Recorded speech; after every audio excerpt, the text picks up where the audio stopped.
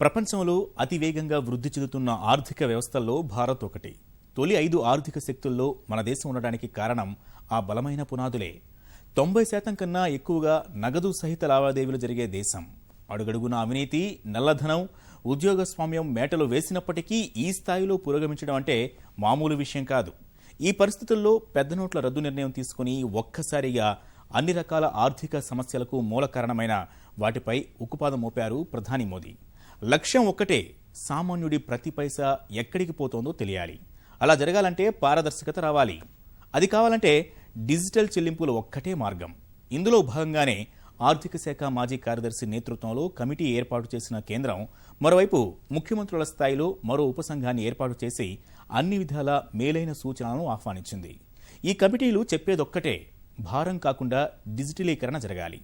అందుకోసం వీలైనంత మేరకు వారికి ప్రోత్సాహకాలు అందిస్తే లక్ష్యం మరింత సులువుగా సాగుతుంది.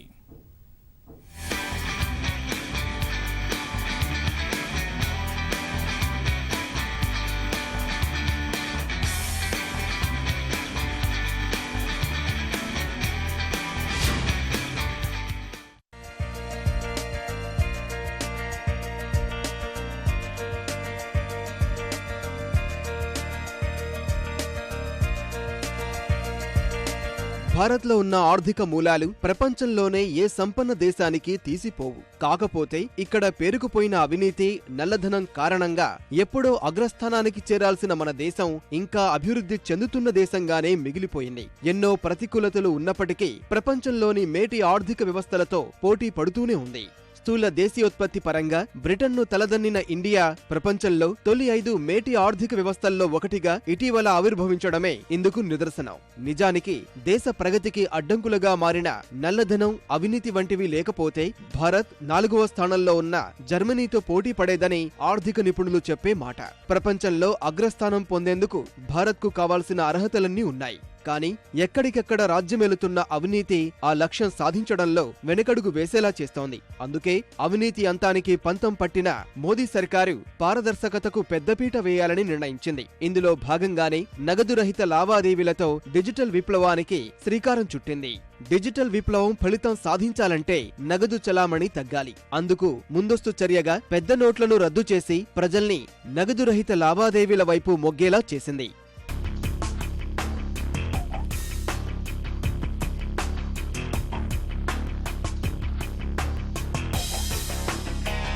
90% నగదు సహిత లావాదేవీలు జరిగే దేశంలో ఒక్కసారిగా డిజిటల్ చెల్లింపుల వైపు మళ్లే విధంగా చేయడం అనుకున్నంత సులువు కాదు. ఈ సమస్యల్ని ముందే గుర్తించిన కేంద్రం చెల్లింపుల వ్యవస్థలో డిజిటలీకరణకు చోటు కల్పించేందుకు ఆర్థిక శాఖ మాజీ కార్యదర్శి రతన్ పి వటల్ నేతృత్వంలో కమిటీని నియమించింది. ఆ కమిటీ ఇటీవలే 13 సిఫార్సులతో నివేదిక అందించింది. అలాగే వాటి అమలుకు నిర్దిష్ట సమయం సూచించింది. ప్రజల్ని డిజిటల్ చెల్లింపుల వైపు మళ్లించాలంటే ప్రోత్సాహకాలు అందించాలన్నది కమిటీ తొలి సూచన. అలాగే చెల్లింపుల విషయంలో కొత్తగా నియంత్రణాధికార సంస్థ ఏర్పాటు చేయాలన్నది మరో సూచన చేసింది. ఆ సంస్థ కూడా ఆర్బీఐ పరిధిలోనే పనిచేయాలి. ఆర్బీఐ పరిధిలో ఇప్పటికే ఉన్న మరో పర్యవేక్షణ నియంత్రణాధికార సంస్థకు స్వతంత్ర హోదా ఇవ్వాలి. వినియోగదారులు తమ పన్నుల్ని కార్డులు, ఈ వాలెట్ ద్వారా చెల్లించేలా విస్తృత వేదిక ఏర్పాటు చేయాలని సూచించింది వటల్ కమిటీ. నగదు రహిత చెల్లింపుల ప్రోత్సాహకానికి ప్రత్యేక నిధి ఏర్పాటు చేయాలని సూచించింది.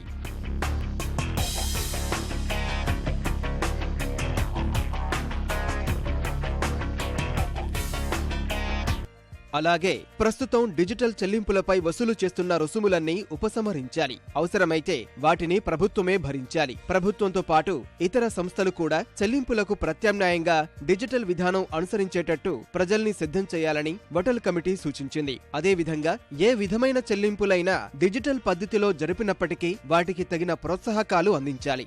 రాయితీలు, క్యాష్ బ్యాక్ లాంటి తాయిలాలు ఇవ్వాలని సూచించింది. చిన్న మొత్తంలో జరిపే చెల్లింపులు కూడా డిజిటల్ పద్ధతిలో జరపడంపై ప్రత్యేక దృష్టి పెట్టాలని సూచించింది. ఇలాంటి చెల్లింపులు స్వీకరించేందుకు ఉపయోగించే పరికరాలపై దిగుమతి సుంకం ఎత్తివేయాలన్నది కమిటీ మరో సూచన. వటల్ కమిటీ తన నివేదిక 20 రోజుల క్రితమే ప్రభుత్వానికి అందించింది. అందులోని కొన్ని సూచనలను ప్రభుత్వం ఇప్పటికే అమలు చేస్తోంది. అసలు డిజిటల్ చెల్లింపుల వైపు మళ్లించాలని నిర్ణయించడంలో ముఖ్య ఉద్దేశం ప్రస్తుత స్థూల దేశీయ ఉత్పత్తిలో 12% ఉన్న నగదు నిష్పత్తిని సగానికి సగం తగ్గించడమే. అంటే వచ్చే 3 ఏళ్ల కాలంలో అది 6% తగ్గించాలని వటల్ కమిటీ కమిటీ ప్రతిపాదించింది. దేశంలో సామాన్య ప్రజలు తమ డబ్బుకు ఎలాంటి ఢోకా లేదని భావించాలి. నగదు రహిత లావాదేవీల్లో ఎలాంటి అవకతవకలకు తావుండదని, కష్టార్జితం ఎక్కడికి పోదని భావించేలా చేయాలని, అప్పుడే డిజిటల్ చెల్లింపులు విజయవంతమవుతాయని పేర్కొంది వటల్ కమిటీ.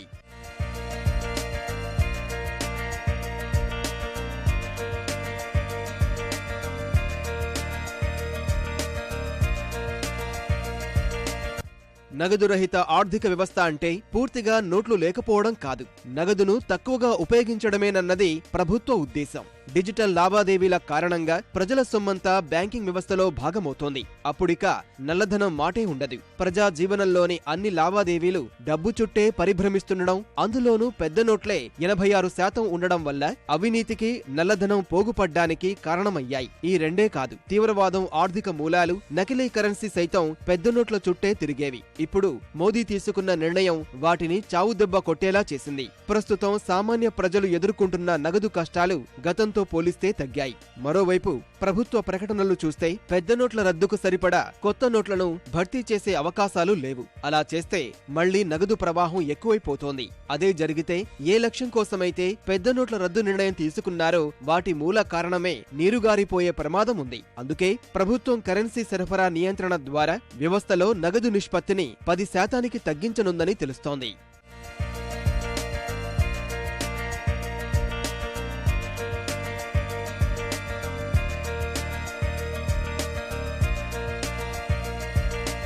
కొత్తలో కొంచెం ఇబ్బందికరమే అయినా వాటిలో ఉన్న సౌలభ్యాలు అనుభవంలోకి వస్తే డిజిటల్ చెల్లింపులకే అలవాటు పడతారు ప్రజలు. కూర్చున్న చోటు నుంచి కాలు కదపకుండా చిటికెలో పనులు జరిగిపోతుంటే ఎవరికి మాత్రం నచ్చదు?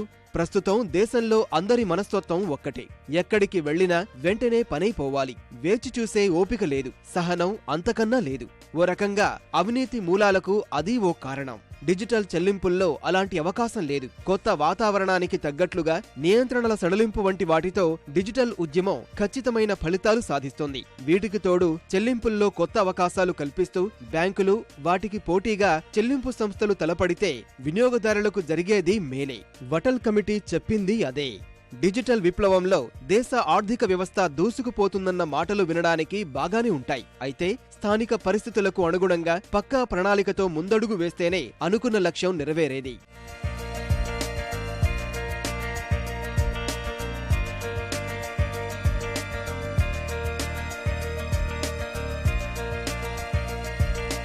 అలాగే డిజిటల్ లావాదేవీలపై వేసిన ముఖ్యమంత్రుల ఉపసంఘం సూచనలు కూడా దాదాపు వటల్ కమిటీ సూచనలకు అనుగుణంగానే ఉన్నాయి. ఆ ఉపసంఘం జనవరి తొలి వారంలో ప్రధాని నరేంద్ర మోదీకి మధ్యంతర నివేదిక అందించనుంది. తర్వాత నివేదికను వెబ్సైట్లో పెట్టి ప్రజల అభిప్రాయాలు తీసుకుంటారు. వచ్చే సూచనలు, సలహాలు అనుసరించి కార్యాచరణ ప్రణాళిక, తుది నివేదిక రూపొందిస్తారు. డిజిటల్ లావాదేవీలు భారం కారాదని ముఖ్యమంత్రుల కమిటీ చేసిన సూచన సామాన్యుల అభిప్రాయాన్ని ప్రతిబింబిస్తోంది. నగదు లావాదేవీల కంటే డిజిటల్ లావాదేవీల్లో లాభం ఉంటేనే ప్రజల ఆలోచన ధోరణి మారుతుంది అన్నది ముఖ్యమంత్రుల కమిటీ అభిప్రాయంగా కనిపిస్తోంది. నగదుతో చేసే లావాదేవీల కన్నా డిజిటల్ లావాదేవీలకు ఖర్చు ఎక్కువైతే ప్రజలు నగదు వైపే ఆసక్తి చూపిస్తారు. అందుకే డిజిటల్ చెల్లింపులపై సేవా పన్ను మినహాయింపును డిసెంబర్ 31 తర్వాతే కాదు, మార్చి 31 తర్వాత భవిష్యత్తులోనూ కొనసాగించాలని కేంద్ర ప్రభుత్వానికి సిఫార్సు చేయాలని నిర్ణయించింది కమిటీ. కొత్తగా మౌలిక సౌకర్యాల అవసరం లేకుండానే ప్రస్తుతం ఉన్న వాటితోనే డిజిటల్ లావాదేవీలు జరపాలంటే అందుకు ఆధార్ పే, యుఎస్ఎస్డి, యూపీఐలను విస్తృతంగా అందుబాటులోకి తేవాల్సిన అవసరం నొక్కి చెప్పారు. డిజిటల్ లావాదేవీలకు సంబంధించి సాఫ్ట్వేర్, హార్డ్వేర్, ఇతరత్రా అంశాలపై భద్రతాపరమైన సందేహాలు ప్రజల్లో ఉన్నాయి. ఆ సందేహాలు నివృత్తి చేసుకోవాలంటే 14444 హెల్ప్ లైన్ నంబర్ కి ఫోన్ చేసి తెలుసుకోవచ్చు. Without having additional infrastructure, this is the low hanging fruit. Existing infrastructure by adding small device that is biometric, and also existing feature phone or smartphone, we can go in a big way for mobile currency. Even banks, they have to go for Aadhaar seeding. Around 1 or 3 banks they have done as on today. Even other banks, both private banks and public sector banks, they have to do Aadhaar seeding. Then in this country, those who don't have even feature phone, they can have facility, and also they can do shopping very easily, very comfortably. For all these things, again, incentives also we have discussed how to give incentives for digital currency. Very soon we are going to give in our report. Digital చెల్లింపుల కోసం phone సౌకర్యం లేకుండా చేసే లావాదేవీలు ఊపందుకుంటున్నాయి.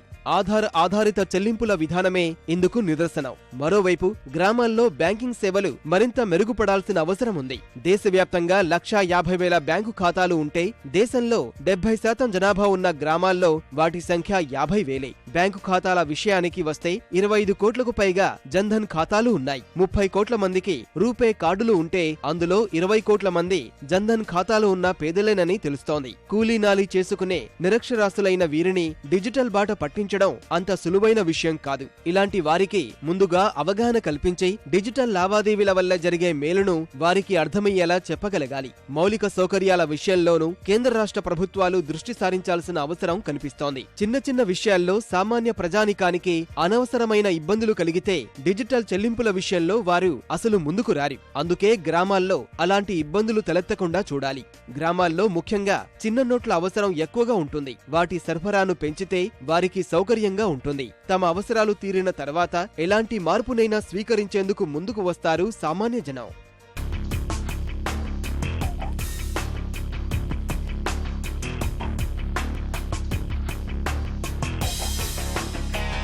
Digital నగదురహిత చెల్లింపుల గురించి ఆఖరిగా చెప్పుకోవాల్సిన మాట ఒక్కటే. మంచి జరుగుతుంది అంటే ఎవరు మాత్రం వద్దంటారు? కావాల్సిందల్లా వారికి నచ్చే రీతిలో అర్థమయ్యేలా చెప్పటమే.